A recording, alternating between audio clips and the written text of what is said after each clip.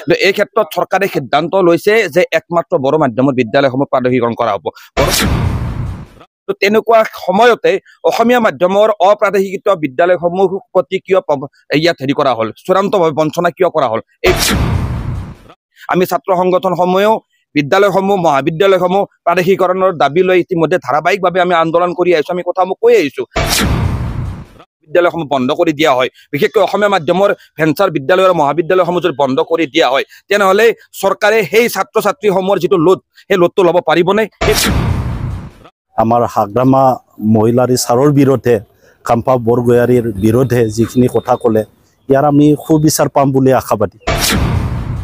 ভালেই হ'ব, কিয় বেয়া হ'ব? এতিয়া UPPৰ মুখত শুনিবা কৈছে নাকি কিবা জিকিব বুলি কৈছে নাকি? সিহঁতেতো কোৱা নাই। মই তাৰমানে যোৱা 1 এপ্ৰিলত 2024 আমাৰ ৰাকেশ ব্ৰহ্ম EMA মোক তাৰমানে UPPলৈ যোগদান কৰিব বুলি অপপ্ৰচাৰ কৰিছে, লগতে ইতেজ বসুমতাৰী আৰু হাগ্ৰামা মহিলাৰী ছাৰ বিৰুদ্ধে আৰু আমাৰ 1 নম্বৰ কোকৰাঝাৰ সমষ্টিৰ এতিয়া প্ৰাৰ্থী কাম্পা বৰগয়াৰীৰ বিৰুদ্ধে বিভিন্ন বেয়া মন্তব্য কৰিছিল। 2024 মই মছলপুৰ থানাত এটা FIR দিছিলোঁ আৰু আজি এই আমাৰ মহামান্য আদালতত এটা সুবিচাৰ পাম বুলি, যিহেতু মই ৰাজনীতিক কেৰিয়াৰটো তেখেতে নষ্ট কৰাৰ কাৰণে ষড়যন্ত্ৰ ৰচিলে, তাৰ বাবে উচিত বিচাৰ বিচাৰি মই ইয়াত আবেদন কৰিছোঁ মহামান্য আদালতত। নাই, এইটো মিছা কথা, এই অপপ্ৰচাৰ, এইটো অপপ্ৰচাৰ কৰাৰ কাৰণেতো মই FIR দিলোঁ আৰু কোৰ্টত আহিলোঁ। তেখেতসকলৰ কাম কৰিবলৈ একো নাই, এনে যা তা বকাৰ এইবিলাক ষড়যন্ত্ৰ। আৰু আজি দেখিছোঁ তেখেতসকলে কাম কৰিব পৰা নাই। প্ৰমোদ বড়োতো ক'বলৈ লাজ লাগে, ইস্তিফা দিব লাগে একচুৱেলি। প্ৰমোদ বড়ো ডাঙৰে একো কাম কৰা নাই, কৰিব পৰা নাই। আমাৰ মছলপুৰ হেডকোৱাৰ্টাৰ ইয়াত কি নতুন আঁচনি কিবা আহিলে নাকি? LP স্কুল হ'ল নাকি? কলেজ হ'ল নাকি? স্কুল হ'ল নাকি? ইউনিভাৰ্চিটি হ'ল নাকি? একো হোৱা নাই, একো কৰিব পৰা নাই। এই আমাৰ ৰাকেশ ব্ৰহ্ম ডাঙৰীয়াক মুখপাত্ৰৰ দৰে, স্পীকাৰৰ দৰে ৰাখি পেলাই যা তা বকিব ধৰিছে আৰু মছলপুৰৰ উন্নয়ন একো হোৱা নাই, কৰিব পৰা নাই। এই বকাই যা তা বকাই কাম। এতিয়া সিদ্ধান্ত বিচাৰ হ'ব, সুবিচাৰ কৰিব তেখেতসকলে আৰু মোৰ আশাবাদী এটা মহামান্য আদালতৰ পৰা সুবিচাৰ পাম বুলি। তেখেতে যিহেতু মোক ৰাজনীতিক কেৰিয়াৰটো নষ্ট কৰাৰ কাৰণে যিখিনি মানে অপপ্ৰচাৰ চলালে, আমাৰ হাগ্ৰামা মহিলাৰী ছাৰৰ বিৰুদ্ধে কাম্পা বৰগয়াৰীৰ বিৰুদ্ধে যিখিনি কথা ক'লে ইয়াৰ আমি সুবিচাৰ পাম বুলি আশাবাদী। এইটোতো ভালেই হ'ব, কিয় বেয়া হ'ব? এতিয়া UPPৰ মুখত শুনিবা কৈছে নাকি কিবা জিকিব বুলি কৈছে নাকি? সিহঁতেতো কোৱা নাই। আমি আশাবাদী, খুব আশাবাদী আমি, আৰু জিকাটো আমি খাটাং আশাবাদী। দুয়োটা সমষ্টি কোকৰাঝাৰ আৰু দৰং ওদালগুৰি, আমি দুয়োটা সমষ্টিতে জিকিম বুলি আশাবাদী। যেহেতু ৰাকেশ ব্ৰহ্মই আপোনাৰ প্ৰতি অভিযোগ আনিছে, অহাবাৰ 2025 নিৰ্বাচন আহি আছে, এইবাৰ কি হ'ব? তেওঁ কি হ'ব এইটো সকলোৱে ৰাইজে জানে। UPPৰ কি হ'ব নহ'ব, প্ৰমোদ বড়ো কি প্ৰতিশ্ৰুতি দিছিল, বড়ো ৰাইজৰ কাৰণে শান্তি আহিলে, শান্তি চুক্তি হ'ল, কিন্তু আমি দেখা পালোঁ শান্তি চুক্তি একো হোৱা নাই। আমাৰ NDB সকলৰ একো শান্তি অহা নাই, জেলত আছে, জেল খাবলগীয়া হৈছে আৰু ফাঁচী অৰ্ডাৰ হৈ আছে। আমাৰ বহুতো প্ৰতিশ্ৰুতি দিছিল, আমাৰ অসমত বড়ো মাধ্যমত স্কুল বহুত প্ৰভিঞ্চিয়েলাইজ হ'ব, চৰকাৰী হ'ব, স্কুল কলেজ হ'ব, ইউনিভাৰ্চিটি হ'ব।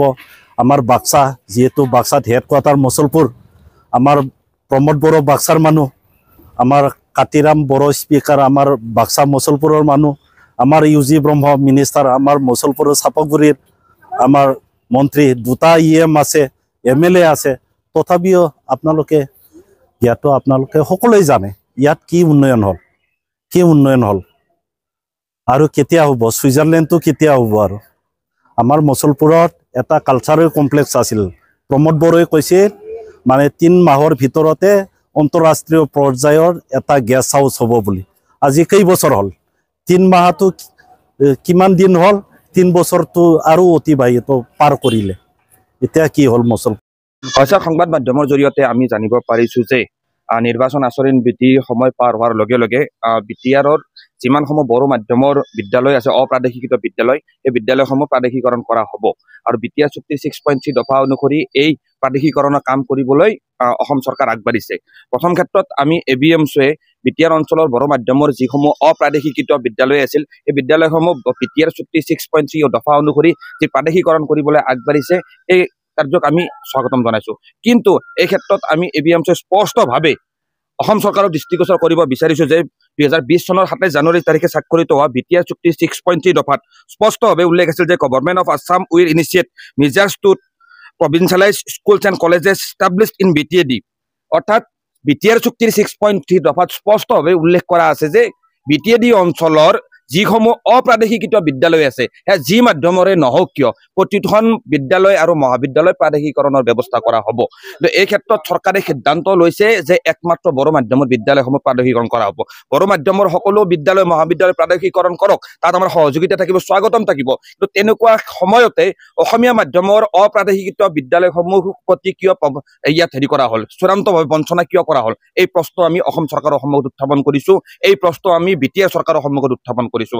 আজি আপোনালোক আটাই জানে যে এই বিটিআৰ অঞ্চলটোত বিভিন্নসমূহ অপ্ৰাদেশিকৃত বিদ্যালয় আছে।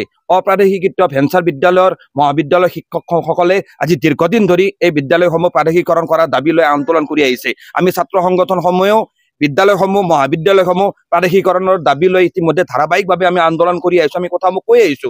আৰু এটা কথা স্পষ্ট, ষষ্ঠ শ্ৰেণীৰ পৰা স্নাতক শ্ৰেণীলৈকে বিশেষকৈ নামভৰ্তিৰ সময়ত আমি দেখিবলৈ পাই আহিছো এটা ছাত্ৰ সংগঠন হিচাপে যে প্ৰতিটো বছৰে নামভৰ্তিৰ ক্ষেত্ৰত বিশেষকৈ চৰকাৰী খণ্ডৰ বিদ্যালয় আৰু মহাবিদ্যালয়সমূহত ছাত্ৰ ছাত্ৰীসকলে সীমিত আসনৰ বাবে লিমিটেড ছিটৰ বাবে তীব্ৰ এক অসুবিধাৰ সন্মুখীন হয়, যাৰ পৰিণতিত বাধ্য হৈ বহুতো ছাত্ৰ ছাত্ৰী ব্যক্তিগত খণ্ডৰ বিদ্যালয়লৈ ঢাপলি মেলিব লগা হয়, ব্যক্তিগত খণ্ডৰ মহাবিদ্যালয়ত ঢাপলি মেলিব লগা হয় আৰু আৰ্থিকভাৱে দুৰ্বল একাংশ ছাত্ৰ ছাত্ৰীয়ে আধাতে শিক্ষা সামৰি কৰিবলৈ বাধ্য হয়। আজিৰ তাৰিখত যিসকল শিক্ষকে ভেঞ্চাৰ বিদ্যালয় মহাবিদ্যালয়ৰ জৰিয়তে এই বৃহত্তৰ অঞ্চলৰ ছাত্ৰ ছাত্ৰীসকলক পাঠদান কৰি আছে, শিক্ষা প্ৰদান কৰি আছে, আজিৰ তাৰিখত যদি ভেঞ্চাৰ বিদ্যালয় মহাবিদ্যালয়সমূহ বন্ধ কৰি দিয়া হয়, বিশেষকৈ অসমীয়া মাধ্যমৰ ভেঞ্চাৰ বিদ্যালয় আৰু মহাবিদ্যালয়সমূহ যদি বন্ধ কৰি দিয়া হয়, তেনেহ'লে চৰকাৰে সেই ছাত্ৰ ছাত্ৰীসমূহৰ যিটো লোড সেই লোডটো ল'ব পাৰিবনে, সেই প্ৰশ্ন আজি আমি উত্থাপন কৰিছো।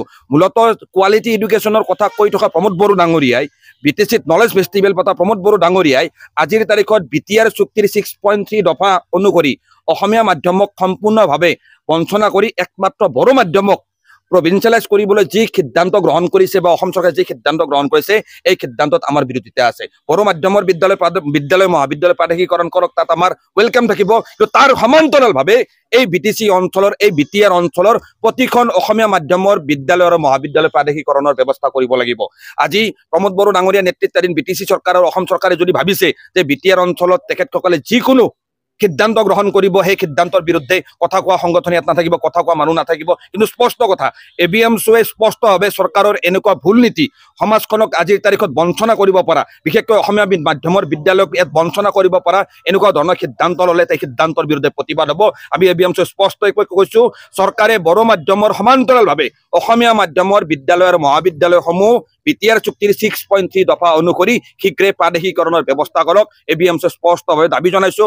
অন্যথা ABMCয়ে আগন্তুক দিনত ৰাজপথত এই অঞ্চলৰ বিভিন্ন দল সংগঠনৰ সহযোগত, ৰাইজৰ সহযোগত অসমীয়া মাধ্যমৰ বিদ্যালয়সমূহ প্ৰাদেশিকৰণৰ দাবী লৈ আমি আন্দোলন আগবঢ়াই লৈ যাম।